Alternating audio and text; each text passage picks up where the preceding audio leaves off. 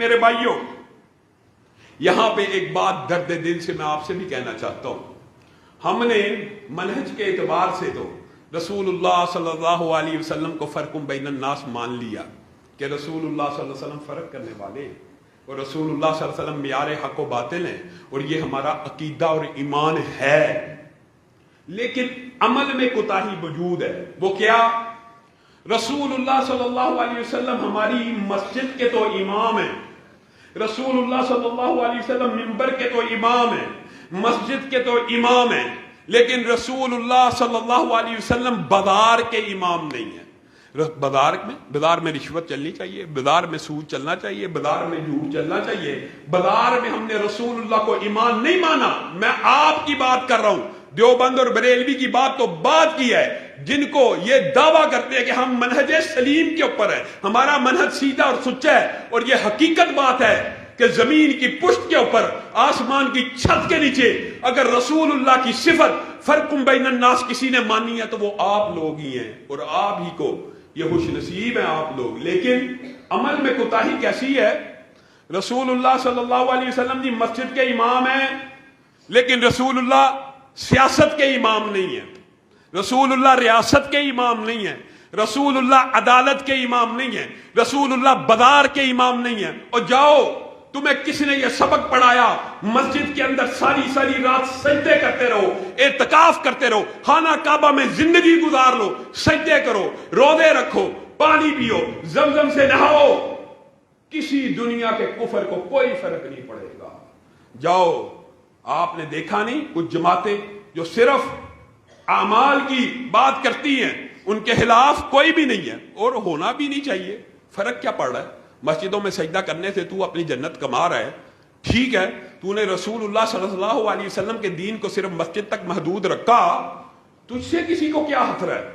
لیکن جب یہی دین آپ بازار میں لے کے جائیں گے، معاملات میں لے کے جائیں گے، معاشرت میں لے کے جائیں گے، سیاست میں لے کے جائیں گے، عدالت میں لے کے جائیں گے، پورا عالم کفر آپ کے خلاف کھڑے ہو جائے گا، پورے ملک آپ کے خلاف کھڑے ہو جائیں گے کہ رسول اللہ کا دین مسجد سے نکل کے معاشرے کے اوپر غالب آ جائے۔ یہ بات ہمیں قبول و منظور نہیں ہے۔ تو پھر سوچئے ہم کس خواب غفلت میں ہیں؟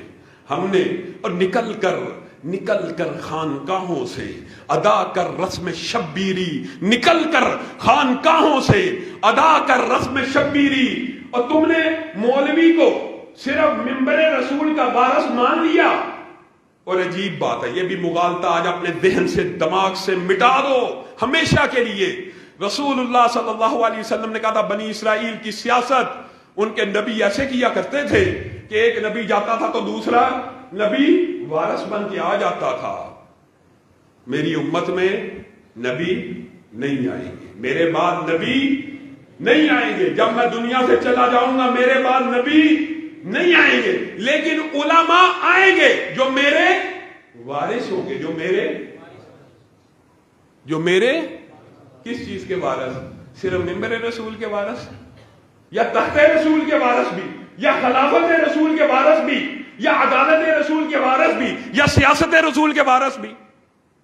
آج لوگ کہتے ہیں مولوی مسجد میں سیاسی گفتگو کر رہا ہے۔ سیاسی گفتگو کسے کرنی چاہیے؟ چور کو، لٹیرے کو، جگیردار کو، وڈیرے کو۔ رسول اللہ صلی اللہ علیہ وسلم کا وارث جو ہے وہ صرف رسول اللہ کے منبر کا وارث تو ہے، تخت رسول کا وارث۔ اور دکھ ہوتا ہے آپ نے اسلامی ریاستوں میں تخت رسول کا وارث اس شخص تک کو بنا دیا، میں کسی کا نام نہیں لیتا، لیکن اگر کوئی شرابی بھی ہو آپ کے ضمیر پہ کوئی فرق نہیں کہ تخت رسول پہ کون بیٹھا ہے؟ شرابی بیٹھا ہے، زانی بیٹھا ہے، بدکار بیٹھا ہے، آپ کے صحت کے اوپر کوئی اثر نہیں پڑتا۔ آپ کیا منبر رسول کے اوپر کسی شرابی، چور، لٹیرے اور زانی کو برداشت کر سکتے ہیں؟ اگر منبر رسول کے اوپر کوئی چور، زانی، لٹیرا، شرابی آپ کو گوارا نہیں ہے تو تخت رسول کے اوپر گوارا کیوں ہے؟ مجھے بتائیے، اس بات کا جواب دیجئے، کیوں ہے؟ کیونکہ آپ کے ذہنوں میں یہ بات ڈال دی گئی مولوی کا کام سیاست نہیں ہے، علماء کا کام سیاست نہیں ہے۔ سیاست کس کا کام ہے؟ سیاست جی چوروں کا کام ہے، سیاست جی لٹیروں کا کام ہے، سیاست جی وڈیروں کا کام ہے۔ آپ مجھے بتائیے رسول اللہ صلی اللہ علیہ وسلم جب دنیا سے چلے گئے، رسول اللہ صلی اللہ علیہ وسلم نے مصلی کا امام کس کو بنایا تھا؟ مصلی کا امام کس کو بنایا؟ حضرت ابو بکر کو. سب کو پتا ہے؟ صرف مصلی کا امام بنایا تھا؟ ایمانداری سے بتائیے. حضرت ابو بکر کیا صرف ممبر رسول یا مصلی رسول کے امام تھے کہ ریاست کے امام بھی تھے، خلافت کے امام بھی تھے، سیاست کے امام بھی تھے، عدالت کے امام بھی تھے نا؟ ابو بکر مصلی کا بھی امام، سیاست کا بھی امام، ریاست کا بھی امام. عمر مصلی کا بھی امام، ریاست کا امام، سیاست کا امام. عثمان مصلی کا امام، ریاست کا امام، سیاست کا امام. علی مصلی کا امام، ریاست کا امام، سیاست کا امام.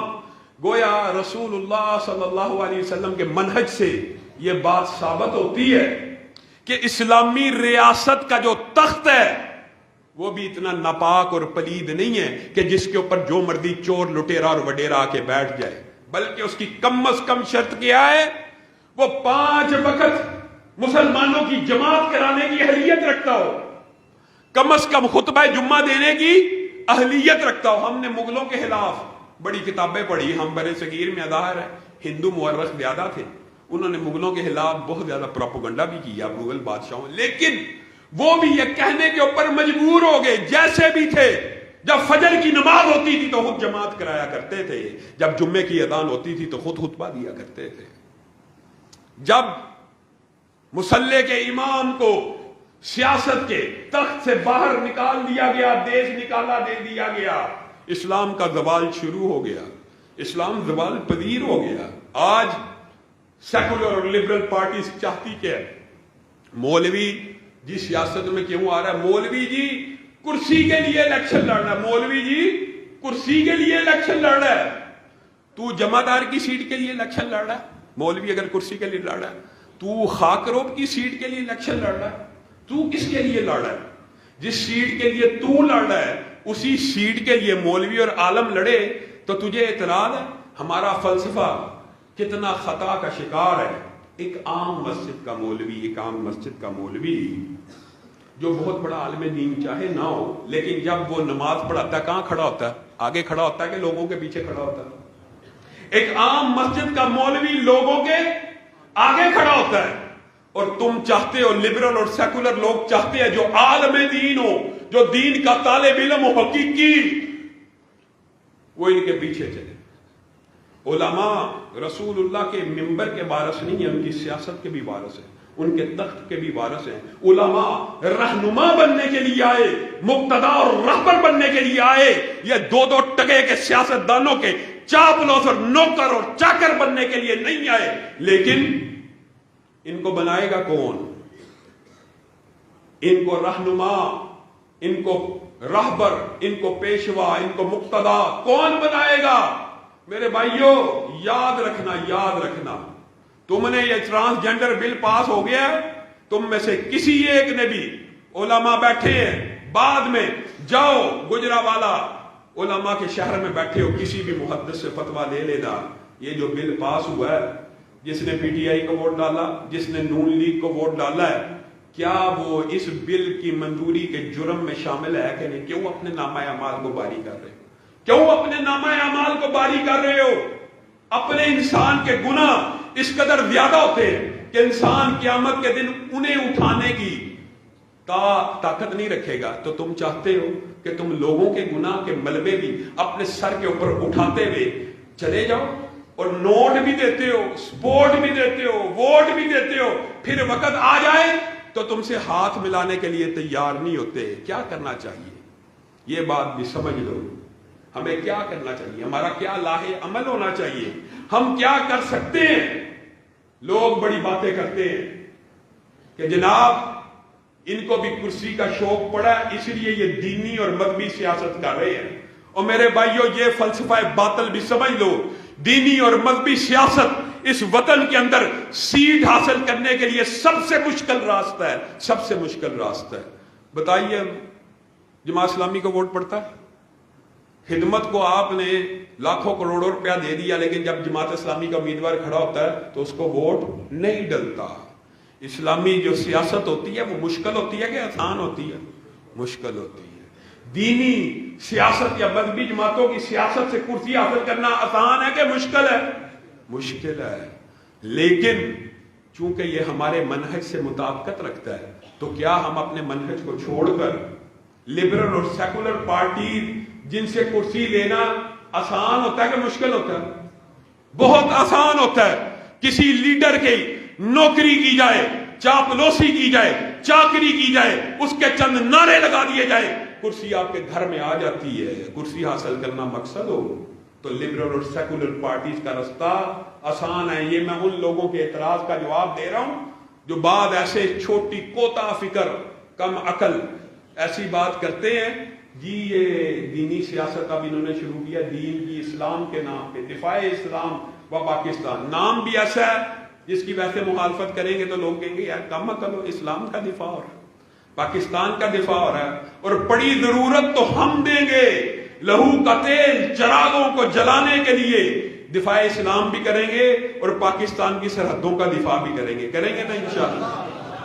یہ لوگ کہتے ہیں، میں ان کا جواب دے رہا ہوں، یہ جی کرسی کے لیے، اور بھائی کرسی کے لیے تو پھر پی ٹی آئی اور نون لیگ کی سیاست زیادہ آسان ہے۔ لبرل اور سیکولر لوگوں کے نعرے اور جھنڈے اٹھا لو۔ اگر آپ چاہتے ہیں کہ ہم جیسے لوگ بھی علامہ شہید کے بیٹے بھی نواز شریف زندہ باد یا عمران خان زندہ باد کے نعرے لگا کر کرسی حاصل کر لیں تو بتائیے پھر ہم اہل حدیثوں کے لیڈر ہیں، پھر ہم نون لیگ کے لیڈر ہیں، پھر ہم پی ٹی آئی کے لیڈر ہیں۔ دکھ اور افسوس کی بات یہ ہے، دکھ اور افسوس کی بات، 75 برس گزر گئے پاکستان کو بنے ہوئے، 75 برس، اور آپ سے دل کی بات اس لیے کر رہا ہوں کہ آپ اس وقت اہل حدیث اور اہل توحید بیٹھے ہیں، دیوبندی اور بریلویوں سے بات کی ہے، آپ اپنا بتائیے، 75 برس گزر گئے ہیں، آپ نے پورے پاکستان کے اندر جن لوگوں کا دعویٰ ہے کہ ہماری پارٹی بھی سیاسی پارٹی ہے، یہ ہو گیا، وہ 75 سال سے پاکستان کے اندر اہل حدیث کی بنیاد کے اوپر آپ نے ایک بھی قومی اسمبلی کا حلقہ بنایا ہے؟ آپ آج بھی ایک بھی قومی اسمبلی کا حلقہ اہل حدیث بنیاد پہ جیت سکتے ہیں؟ نہیں جیت سکتے۔ ایم پی اے کا جیت سکتے ہیں؟ نہیں جیت سکتے۔ اور دکھ کی بات یہ ہے 75 برسوں میں آپ نے ایک یونین کونسل بھی تیار نہیں کی اہل حدیث مسلک کی بنیاد کے اوپر جہاں سے آپ الیکشن جیت سکے۔ ویسے دعویٰ اور نعرے کے ہم کتنے ہیں جی؟ اہل حدیث ملک میں کتنے ہیں جی؟ 2.5 کروڑ کم از کم افراد ملک میں اہل حدیث ہیں، اور ملک کے اندر ایک ایم این اے کی سیٹ اپنے مسلک کی بنیاد کے اوپر، ایک ایم پی اے کی سیٹ اپنے مسلک کی بنیاد کے اوپر، ایک یونین کونسل کی سیٹ اپنے مسلک کی بنیاد کے اوپر نہیں ہے۔ 2.5 کروڑ ہے، 2.5 کروڑ۔ یہ 2.5 کروڑ کہاں ہے جی؟ کہاں ہے جی؟ جماعت میں تو نہیں ہے، ایمانداری سے آپ کو بتا رہا ہوں، جماعتوں میں تو نہیں ہے۔ کہاں ہے؟ نون لیگ میں، پی ٹی آئی میں، پیپلز پارٹی میں۔ آپ جن کا دعویٰ ہے کہ ہم منہج سلیم والے ہیں، محمد فرقم بین الناس والے ہیں، آپ کا 2.5 کروڑ کا حصہ بھی نون لیگ میں اور پی ٹی آئی میں ہے۔ جماعتوں کے ساتھ کتنے ہیں؟ بڑی سے بڑی جماعت کے ساتھ بھی وابستگان کی تعداد کوئی لاکھوں میں نہیں ہے۔ تحریک دفاع اسلام و پاکستان ان جماعتوں کو توڑنے کے لیے نہیں بنی، بلکہ ان جماعتوں میں ان 2.5 کروڑ افراد میں ایک بیداری اور حریت کی تحریک پیدا کرنے کے لیے بنی ہے کہ آئیے اب آپ کا بھی ایک سیاسی پلیٹ فارم ہے، آئیے آپ نے جد و جہد کرنی ہے۔ اگر آپ حلقہ جاتی سیاست کرنا چاہتے ہیں، یونین کونسلز بنانا چاہتے ہیں، ایم پی اے کی سیٹیں بنانا چاہتے ہیں، ایم این اے کے لیے محنت کرنا چاہتے ہیں، آپ کے لیے ایک سیاسی وسیع و عریض پلیٹ فارم موجود ہے جس کے اندر دیوبند بھی بریلوی بھی آپ کا ساتھ دینے کے لیے تیار ہیں۔ یہ 2.5 کروڑ افراد کو نون لیگ سے نکالنا اور پی ٹی آئی سے نکالنا جرم ہے؟ بتائیے۔ ہمارے اوپر الزام لگایا جاتا ہے یہ جماعت توڑنے ہیں۔ میں آپ کو ایمانداری سے یہ بات بتلا رہا ہوں، ابھی 2 ماہ کے اندر جو 13,000 کارکنان تحریک دفاع اسلام کی رکنیت حاصل کر چکے ہیں، ان میں سے 10,000 سے زائد افراد ایسے ہیں جو آج تک کسی بھی مذہبی جماعت کا حصہ بھی نہیں تھے، لکھا ہوا فارم کے اوپر، کسی بھی مذہبی جماعت کا حصہ نہیں۔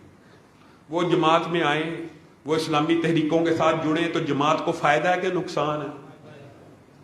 یعنی وہ افراد یا تو 2.5 کروڑ آپ کے ساتھ ہوں تو ہم ان کو توڑیں، جب پورے کے پورے 2.5 کروڑ ان میں سے کوئی بندہ 1 لاکھ شاید آپ کے ساتھ ہو. میں یہ نہیں کہتا, میں کسی کو تان و تشنیع نہیں دیتا. اور میرے لیے مرکزی جمعیت بھی, عالمی بھی, جماعت الدعوہ بھی, اہل حدیث کی جتنی بھی جماعتیں میرے لیے محترم ہیں. اور میں تو دیگر مسالک کے ساتھ اتحاد کی مشترکات کے اوپر بات کرتا ہوں, تو اہل حدیث کے ساتھ میں نے کیوں اختلاف کرنا ہے؟ ہم جمع کرنے والے ہیں, ہم تقسیم کرنے والے نہیں ہیں. ہم لوگوں کو جماعتوں میں لانے والے ہیں. ہم لوگوں کو ایک قوت اور طاقت بنانے کے لیے جدوجہد کر رہے ہیں کہ اگر بکھرے ہوئے ذرات ہو تو مل جاؤ کہ صحرا نظر آئے, بکھرے ہوئے قطرات ہو تو مل جاؤ کہ دریا نظر آئے. آندھی بن کے نکلو, طوفان بن کے چھا جاؤ. تمہاری ملک کے اندر سیٹیں ہوں تب بھی, اور سیٹیں نہ ہوں تب بھی یہ بات بھی یاد رکھیے گا, سیٹ ہونا بھی کام کرنے کے لیے ضروری نہیں ہوتا. یہ بھی فلسفہ باطل ہے کہ جی سیٹ کے لیے. کیا آپ بتائیے, آپ کو اور مجھے دفاع صحابہ کے لیے کسی سیٹ کی ضرورت ہے؟ ہم دفاع صحابہ کرنے کے لیے بغیر سیٹ تیار ہے نا. ہمیں حرمت رسول کا دفاع کرنے کے لیے کسی سیٹ کی ضرورت ہے؟ ہم اس کے بغیر بھی دفاع کرنے کے لیے تیار ہے نا. اب مجھے آپ نے ایک میرے سے وعدہ کرنا ہے, اگر آپ کو خلاف اسلام کبھی بھی کسی آئین کے, کسی قانون کے خلاف احتجاج کی کال دی جائے گی تو آپ جی ٹی روڈ کو بند کرنے کے لیے تیار ہیں انشاءاللہ. یہ ٹرانسجنڈر ایکٹ کے حوالے سے اللہ کے فضل و کرم سے آج ہمارے وکیل کی پٹیشن کے اوپر, سینیٹر مشتاق کے وکیل کے دلائل کے اوپر یہ آپ کے لیے خوشخبری ہے. نادرہ نے 13-1 نامی جو جنس کی تبدیلی کی شک ہے, اللہ کے فضل و کرم سے دلائل کی روشنی میں, اسلامی نقطہ نظر کی روشنی میں واپس لینے کا اعلان کر دی ہے. ہمارے وکیل عبد الرحمان بھائی, اللہ تعالیٰ ان کو جزائے خیر دے. لیکن یہ کام کیسے ہوگا؟ یہ کام آپ لوگوں کی مجھے ضرورت ہے. مجھے کسی سیٹ کی, کسی عہدے کی کوئی ضرورت نہیں. ہاں, لیکن مجھے آپ لوگوں کی ضرورت ہے کہ میں اور آپ مل کر لڑیں ان تمام کی تمام طاغوتی قوتوں کے خلاف. ہم اس ملک کے اندر اپنے احتجاج کا آئینی حق رکھتے ہیں, تو کیا ہم یہ حق استعمال نہ کریں؟ مجھے بتائیے, عورت مارچ کے مہینے میں آنے والا ہے. آپ سب کو میں ابھی سے دعوت دیتا ہوں, اس مارچ کو, اس پلید مارچ کو, اس گندے مارچ کو انشاءاللہ ہم پاکستان میں برداشت کر سکتے ہیں. آپ سب ہمارا ساتھ دیں گے اس احتجاج میں؟ آپ بتائیے, اس احتجاج کے لیے ہمیں کون سی سیٹوں کی ضرورت ہے؟ ہمیں آپ عوام کی ضرورت ہے. اے خاک نشینوں اٹھ بیٹھو, وہ وقت قریب آ پہنچا ہے جب تاج اچھالے جائیں گے, جب تخت گرائے جائیں گے. اور میں آپ کو ایک بات بتلاؤں, علامہ شہید اسی لیے کہا کرتے تھے, ناقدو وقت کی رفتار بدلنے کے لیے میں نے مجبور زبانوں کو نوا بخشی ہے, کچھ کلاہوں کی رعونت کا اڑایا ہے مداد, میں نے تاریخ کے چہرے کو ضیاء بخشی ہے.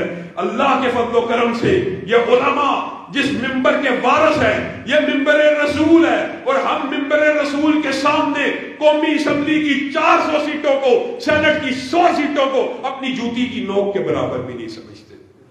کیا حسن نے سمجھا ہے, کیا عشق نے جانا ہے, ہم خاک نشینوں کی ٹھوکر میں زمانہ ہے. مجھے بتائیے, تحریک دفاع اسلام و پاکستان کا ساتھ دینے کے لیے تیار ہیں؟ اس کی رکن بننے کے لیے تیار ہیں؟ اس منہج اور نظریے سے آپ متفق ہیں؟ انشاءاللہ پھر ٹوٹ گریں گی زنجیریں اور زندانوں کی خیر نہیں. یہ دریا جھوم کے اٹھے ہیں, تنکوں سے نہ ٹالے جائیں گے. وآخر دعوانا ان الحمدللہ رب العالمین. سبحان ربک رب العزت عما یصفون وسلام علی المرسلین والحمدللہ.